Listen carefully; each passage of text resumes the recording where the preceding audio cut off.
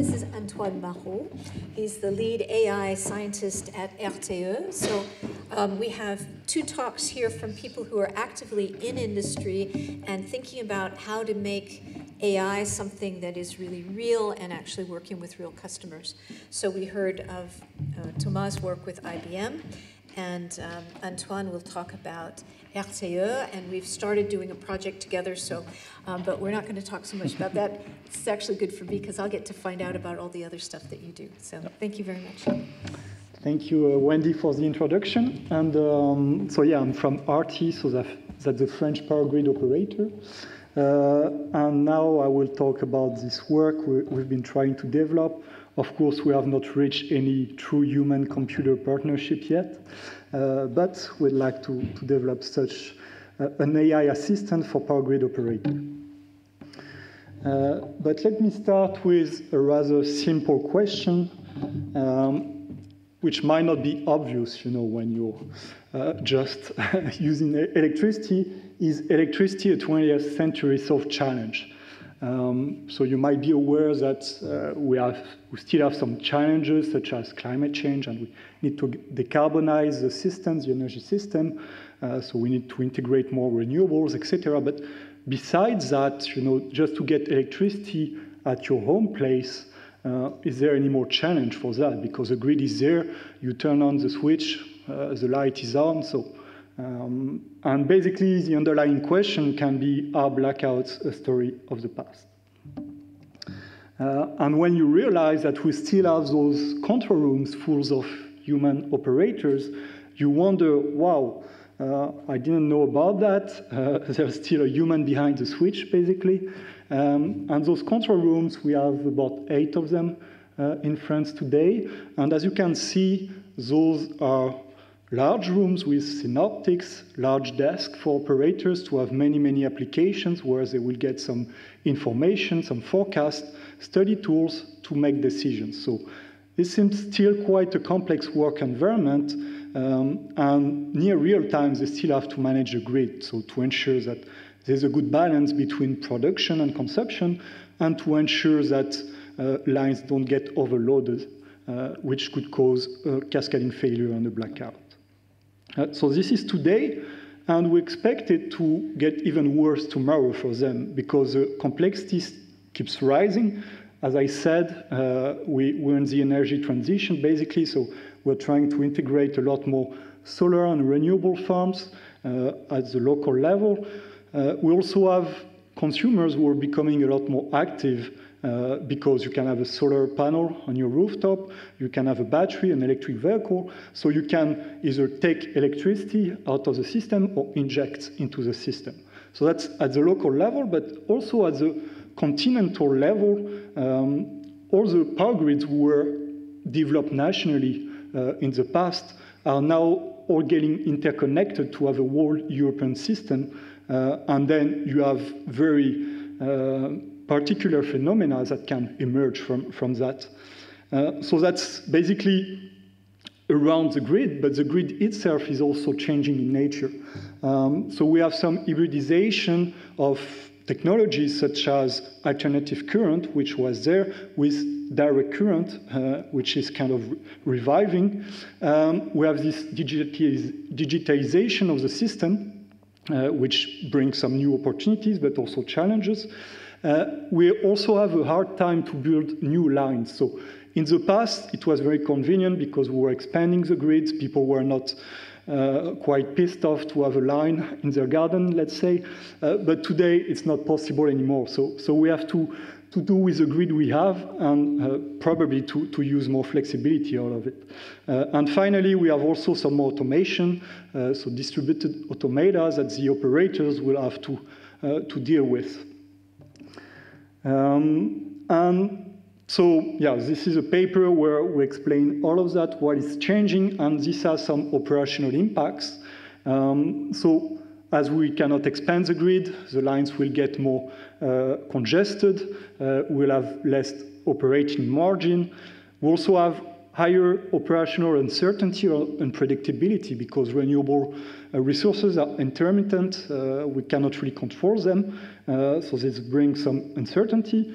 we'll have a fast evolution of the system dynamics, because the energy transition, if you read this nice report from RT, Energy Pathways to 2050, there are about 6 different scenarios that we present, but the take-home message is whatever the scenario we choose, we should act now.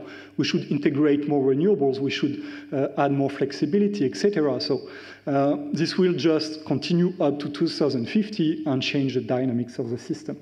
And also, as I said, we have a new multi-scale coordination problem to address. So we think that given those operational impacts, there are operational needs, which are more grid flexibility and higher order decision-making capability. So that's what we want to try to address. And answering my first, let's say, simple question, are blackouts of the past a story of the past? Not really. This could happen again tomorrow. And we think the first piece of work that we needed to work on are about rethinking the human-machine interfaces. So here is a quick timeline and sketch of the evolution of the control room over time. So we started to have control rooms after World War II, let's say, where almost all processes were manual, so operators were switching on and off big breakers on the grid, etc. And then, given computers, so some new compute powers, we could develop some software, some study tools for them. There were also some automation in the grid, because some phenomena can be very fast. So definitely, power grids are big artificial systems that we need to control. And up to nowadays, as you've seen, there are many, many applications. Each time we have a new problem, we bring a new application, a new screen, and it's getting quite crowded. And there hasn't been too much of an integration of this ecosystem. So we're in a big, heavy supervision mode, and we think that might not scale up anymore. So one track of research we have is to maybe switch from supervision that you see here, so many screens, on every screen an application, so a different kind of information. And somehow the operator has to monitor that all the time to try to anticipate when he sees some weird information somewhere, what's happening, and to also connect the dots, so to really comprehend the situation and to make a decision afterwards. So this is becoming quite cognitively intensive. And what we think is that maybe we could try to move to a new kind of approach that is called hypervision, that comes from aeronautics, where the idea is more not to display every information we have, but really trying to deliver, to provide the right information at the right time to the right operator. So of course, this is not easy. And the idea here is not to replace every application you see here, but rather to have them running in the background and trying to have this kind of master of puppets, trying to define what might be the task that the operator might have to deal quite soon. And so we have a first implementation of that in this framework, Operator Fabric, which is open source within the Linux Foundation. And if we just grab a snapshot of it, the idea is that it should be the same kind of interface for every operator, but then personalized to, of course, the area of the grid they have to operate or the kind of operations they have to manage. But the key idea here is to have this feed of cards, each card corresponding to a certain task. And ideally, we'd like to have this prioritized.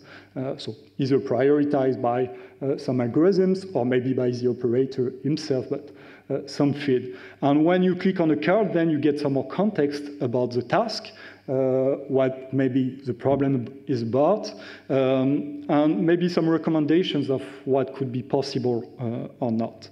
And then an operator can decide, okay, if that happened, I will do that, and then the hypervision system will kind of handle that for some time, except if something changes, the decision, the option is not as effective as before, or maybe the context is different and we have to revise the decision. But basically, we also want that to anticipate, to pre-configure basically the future with anticipation, and to get more time in case of emergency, something that we didn't really plan for. At least, you have your near future that is kind of handled, and you can focus on this more emergency task. And this way, we want to fight this infobesity kind of thing, so this sea of information they're in, and to refocus the operator, so change the focus from alarm monitoring to task completion. And so here is a projection for, let's say, the next decade, if we go along that way, where we'll get this more integrated ecosystem of application with a more unified interface, and where also operators can more easily share information, so tasks. And the idea, as you can see, is to get a longer scope, temporal scope, to anticipate things so that in real time there's almost no more to be done if things go as we configured them, or we can really refocus on the emergency when it's the case. So let me talk now about one of the main tasks of our operators, so controlling the power flows. So here's a very simple illustration of a small grid. So on this grid, you have some production, some consumptions that are changing over time. And as they change, the flows on the line change. And lines have some physical capacity. You cannot go above a certain power flow because then you have some security problems. And so for security reasons, if you do nothing basically and your line is overloaded, you disconnect the line with protections. That's what you see here at some point, but then the problem is not solved. The energy does not disappear. So other lines get loaded, they might get overloaded, and then you might get a cascading failure and a blackout. And so this is part of a synthetic environment and testbed we've developed to study the robust operation of a power grid near real time with some operation constraints. So I will come back to that later. But again, trying to decompose these tasks, so congestion management tasks. So really, the fear of an operator is to get this line overloaded and not be able to find any solutions to solve it. So this is kind of a typical problem-solving and decision-making task, where you first try to anticipate what kind of, let's say, contingencies, so some lines that might unexpectedly disconnect because of a lightning on the grid might create some overloads. So you screen for that, you anticipate that. Then if you identify some risky contingencies, you try to find some solutions, so remedial actions. And then if that ever happened, you need to take a decision. You might have several options with some trade-off, but yeah, you have to take that decision. Looking at the same kind of task, but over time with actually several problems to coordinate with. So here, let's say you have an operator that starts his shift and monitoring the grid at 7 a.m. So the grid is decomposed into 2 areas. And you have some forecasts that are available for the next hours, and that shows possibly 2 issues. So in the first area, you might encounter a problem around 9 a.m. given a contingency. And right now, we anticipate that we already know that there might be 3 corrective actions that are available. In the other part of the grid, there might be another kind of problem that might arise also around 8:30, 9 a.m. And there, you only have 1 preventive action. So for that, you cannot wait for the problem to occur because you need some time for your action to be effective, and you have to decide in the next minutes to take it or not. And so this makes already kind of interesting decision-making problem of a task. So, for instance, here you might wonder which decision have priority, when should we implement those actions, how does applying a preventive action on one area might translate and impact the other area, what kind of coordination might be required, and which of the three corrective actions in area 1 should be taken. Maybe there could be also other solutions that we could explore. So those are the kind of questions an operator might explore. And so what can we do also for them using AI? So there is this nice saying from Andrew Ng, so a famous professor at Stanford University. Artificial intelligence is a new electricity, so that's kind of a metaphor. For us, it tells us that electricity was kind of a big deal in the past century. Now it's less trendy. But maybe there could be a nice connection between those two. That's what I'm trying to say. And so how can AI be of any help here for assisting the operator and working, for instance, with hypervision? And we started first, let's say, rather simple and straightforward, because our operators are using a lot physical simulators to take decisions or to train themselves. And one way was to try to augment them.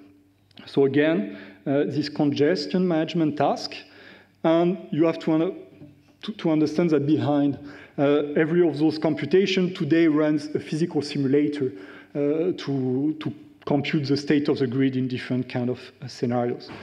And as I mentioned early on, we're getting more uncertainties, etc.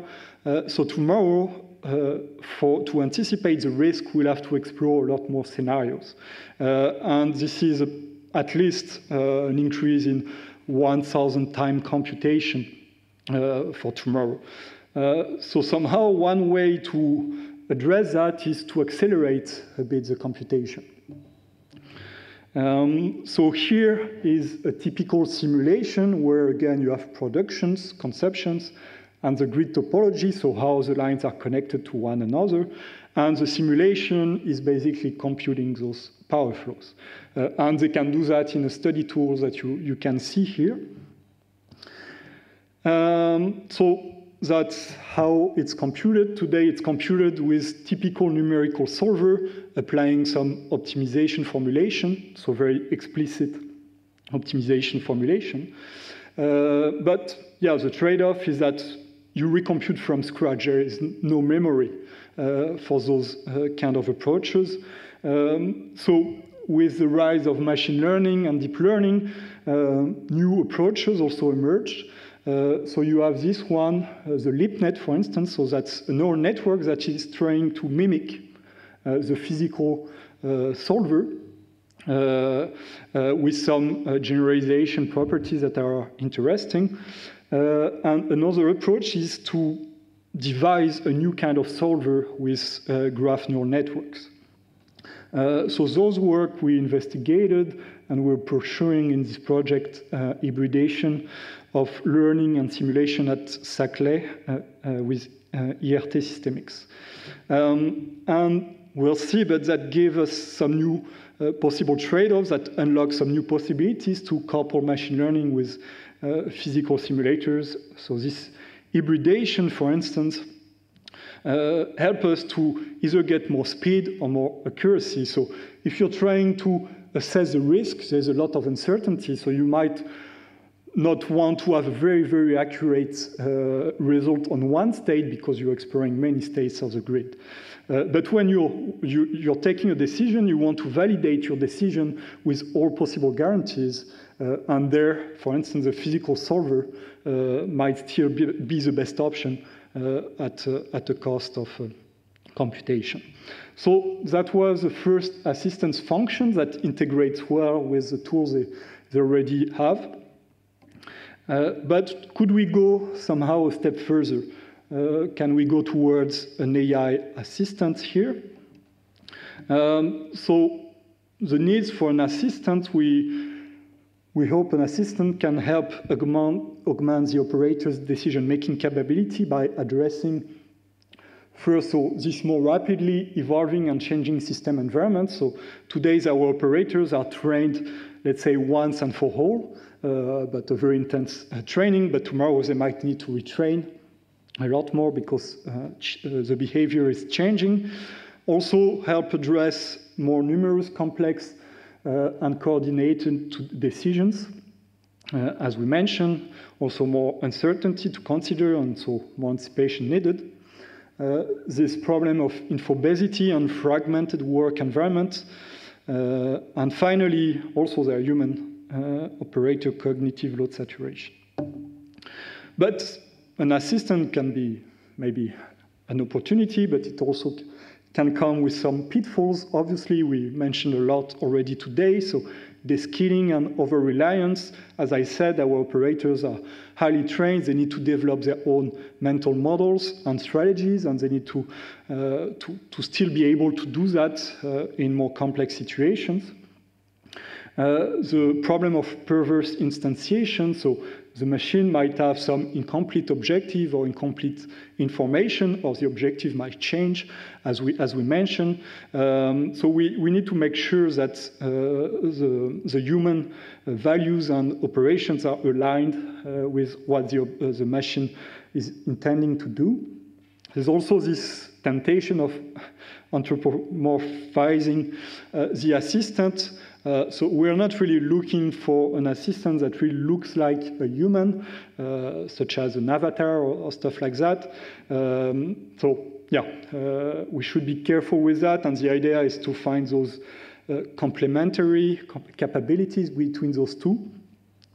And finally, the assistant, the operator should be able to communicate with it and to instruct it, either to make some correction or to take over. So that's important. Given what I said, initial scope for such an assistant for us, what we're experimenting with, is this, let's say, recommender system where AI could provide timely alerts with confidence measure and context for recommendations of actions for congestion management. Of course, there will still be some new cases, some new situations we have not found before, some atypical cases. And in that case, operators need other kind of tools and to run maybe some remedial action exploration, possibly with some form of AI as well, but maybe a different one, before choosing a new solution. We'd like it to learn from operator preferences and also the newly devised solutions. And this needs to have some properties because this is a safety critical system, so robustness is very important, so it should be robust to attacks, contingencies, etc. in the context of this more complex cyber-physical system. And that's something we try to describe in this paper we'll present at the Hybrid Human AI conference next month. So having that said, then we need to find some way to start implementing things, to have some kind of framework. So we mentioned Daniel Kahneman before. In his seminal book 10 years ago, he comes with this cognition system that is decomposed into two imaginary agents. For human cognition, where he says, okay, our cognition works with, let's say, system one, which is more about dealing with usual situations and habits, that relies a lot on perception and experience, that works with pattern recognition, and basically is kind of similar to intuition. So a very fast system that can make some interesting predictions. And also system 2 layer, which is more about problem solving. So somehow you have a new situation you have not really solved before. You know, you need to reason about it, to have some deliberation, some thinking, and it's more about deduction. And those two systems somehow work together, and system 2 is kind of costly. It requires you some more cognition. So given this human cognition, so it's a model, of course, it's not perfect, but maybe we could try to to help addressing and supporting those two systems. And so trying to sketch some modules behind them. So we think that AI today and machine learning, which is kind of the realm of pattern recognition, basically, can definitely bring some assistance at the system one layer. So it's about learning, it's about encoding or generating some rules, studying some scenarios, taking into account human preferences. But then when it comes to new situations, you need some interaction, definitely a lot more interactions to iteratively converge towards a solution. You might need some, let's say, explanation or way to interpret what's going on and to understand how confident you might be or not with that kind of solution. So that's the idea. That's a framework we're trying to develop also in this project at ERT Systemix, Smart Cockpit and bidirectional assistant. And let's say here is kind of the status of those developments. So nothing is done yet for sure, but we're trying to investigate, for instance, learning, so learning preferences, trying to generate some scenarios that make sense and that you can work with for anticipation. Trying also to make things interpretable for the human operator to better understand a given state of the grid, and also the ideas of a continuous performance improvement. On the top, you have this blue layer, which is the interface, basically. So here I put the hypervisions that I talked about before. And so in orange, those are the things we've been starting to work on. In red are the things that are still very much open, and especially those, let's say, bidirectional interactions that would be needed when things are a bit unexpected and where the human operator has the most value today. Just also a quick overview of then actual work we've been doing with AI. We've been trying to provide some new kind of visualization of the grid, so to segment the grid so that the operator can figure out what are the kind of coherent areas they can first focus on to solve a problem, and then maybe look at the grid at large. So that's something they've been doing a bit, but in a static way. Every year they kind of define some grid areas that kind of make sense for them. But since things are getting more dynamic and more contextual, we try to provide this kind of function. I talk about learning the physical simulation for risk assessment. We've also developed an adaptive expert system that provides also an interpretable representation for them. So it's based on concepts they have, basically electrical paths where it makes sense to push the flows and pull the flows if you have an overload. And so what's interesting there is that, okay, this expert system can provide some recommendation, but of course it will not be perfect, and they can go further. They can take the representation and say, okay, but I would have tried to play with that flexibility here. Another kind of work is about, let's say, continuous improvement, gaining some new knowledge. So let's say you have a database of historical situations. Here you add daily consumption profiles. And you want to understand which one are similar or not. And once you have such a projection, you want to understand why such a cluster of situation is similar. What is the underlying factor? And for instance, for consumption profile, you could detect that on some days it was very, you had a snowstorm in part of France, and this had definitely an impact on the electrical consumption. And then you learn that, okay, we should account for this factor when we make forecasts or take decision later. Another work is about learning physically consistent and humanly guided explainable features. So what I mean by that is, again, you have a line that is overloaded, and you might want to understand why is it overloaded somehow? Is it because of this production, this conception, this topology of the grid? So trying to explain this overloaded flow by some variables, but in a physically consistent manner, so that the units should be consistent, and it is kind of an equation in the end that can be read by the operator, and that kind of fits what they're used to do. And finally, we talk about recommendation. So we're exploring imitation or reinforcement learning for action recommendations. But of course, those algorithms kind of run in the background, and to study them, we need some interfaces and that come in different flavors. So first interface is Grid2Game. It allows you basically to run, to emulate the real-time decision-making. So a scenario, every 5 minutes, you get a new snapshot, you take a decision, and this can be played either by us, human, or by the AI, or in combination. So that's an interesting interface to study a bit this partnership in the future. Also, you have this other interface that lets you explore the flexibilities around the scope of possible flexibilities a lot quickly. So it's kind of a study tool.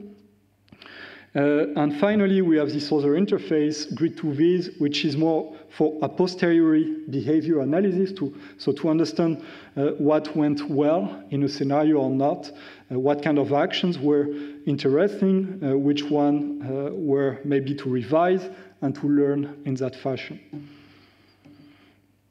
And finally, in terms of implementation, we have this underlying testbed framework. So we talk about reinforcement learning. This time it's more about the AI formulation, where you have these agents that interact with its environment. So the power system for us doing some action, then it gets some observation of the new state of the grid with some signal about how good or not its action was. And you see again the same problem. If you get an overload, okay, what can I do? If I do what we call a node splitting here, action, then the overload is relieved and you get a better reward. And here we consider a time resolution of 5 minutes because that's the resolution human operators work with today. And so the framework behind that is this one, Grid Alive. So there's this core framework, Grid2Op, which basically is a testbed that enables us to run scenarios, so decision-making scenarios, emulate that.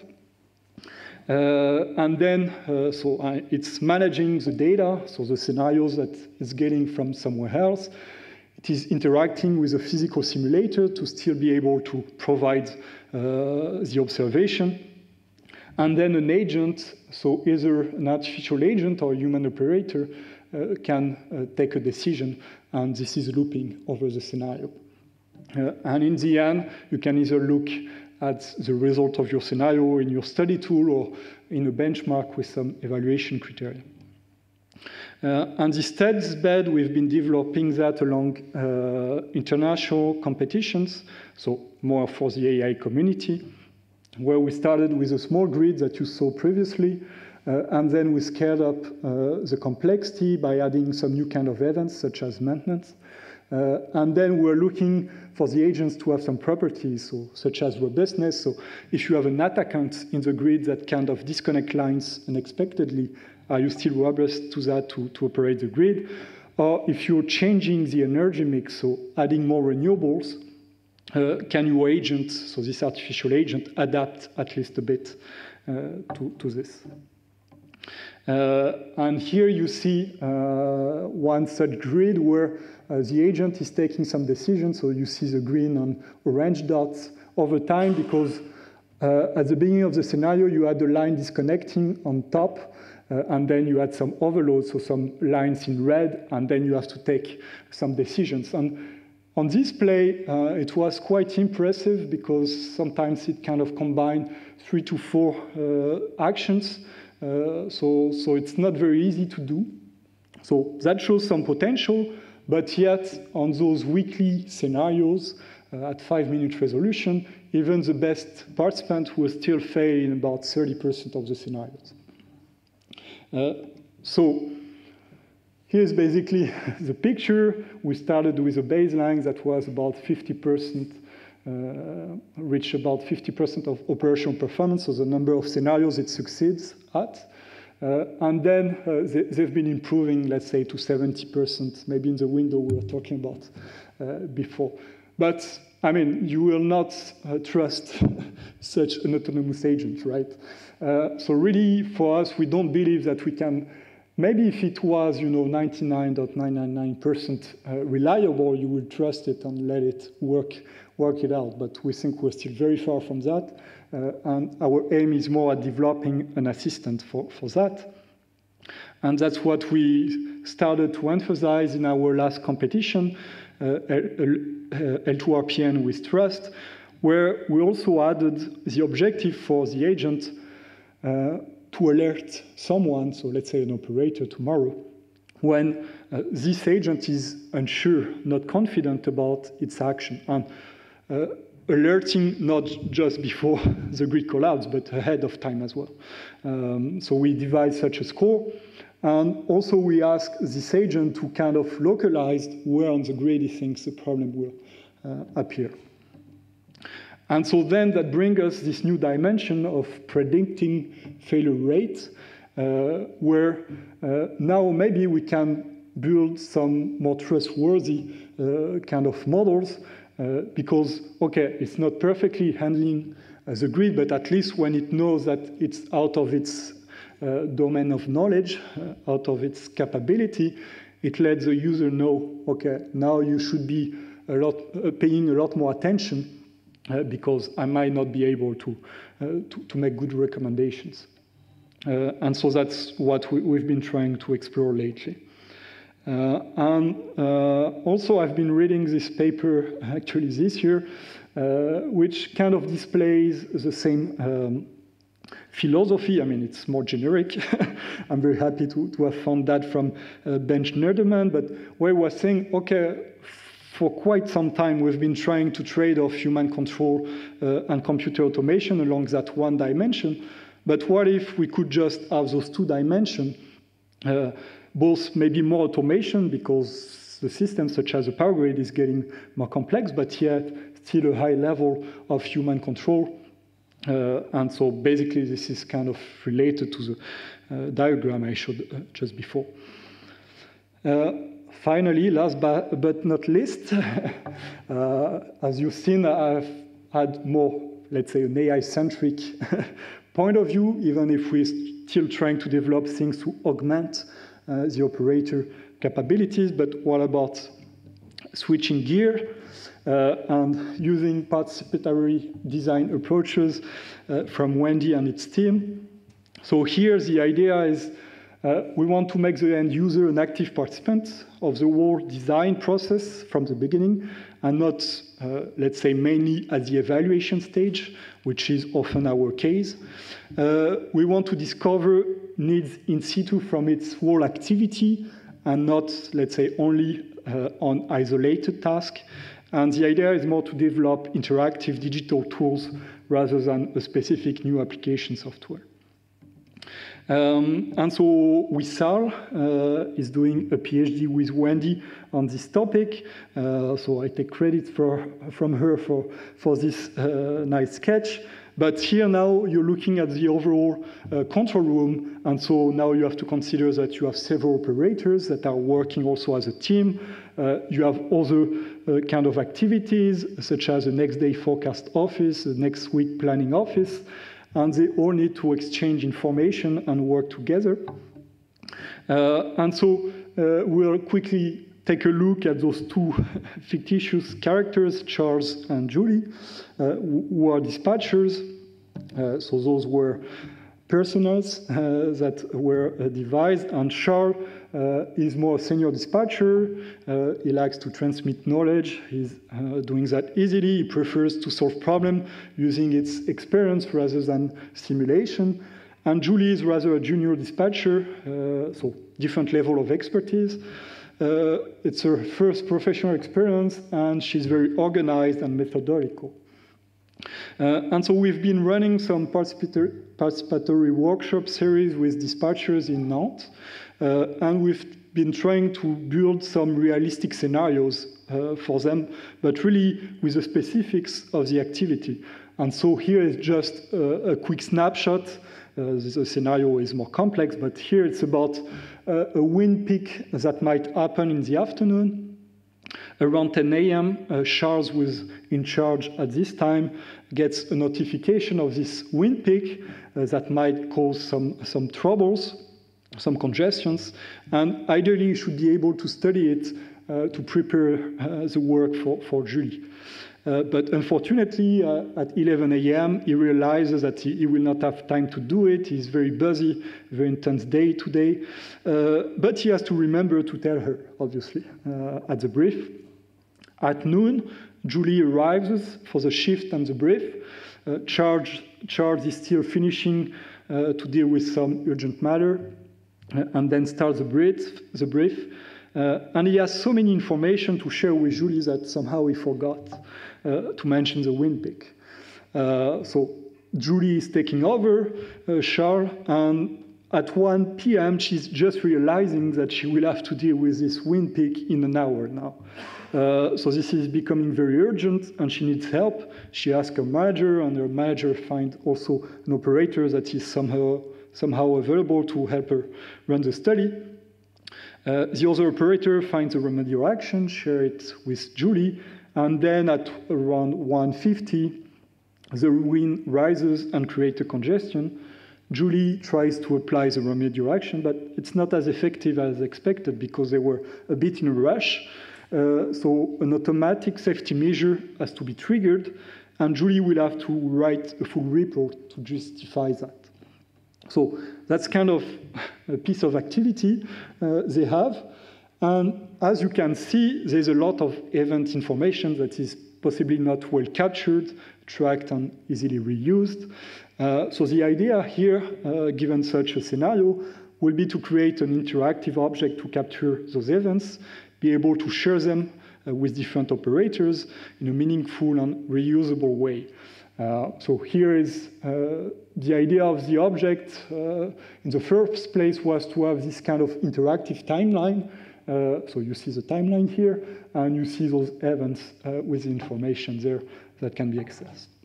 So this is work in progress, and an extension could be to augment this tool capability and interaction with AI in the future.